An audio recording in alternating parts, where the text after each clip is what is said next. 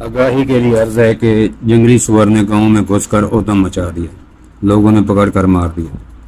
जंगली सुअर ने गांव में घुसकर ऊधम मचा दिया, जिसे लोगों ने पकड़कर मार दिया। बताया गया है कि किला अहमदाबाद के नवाई गांव खीमू वाली में सुबह के वक्त अचानक जंगली सुअर घुस आया और इसने ऊधम मचा दिया और मुख्तलिफ घरों में दाखिल हो गया, जिससे अहल खाना खौफ ज़दा हो गए।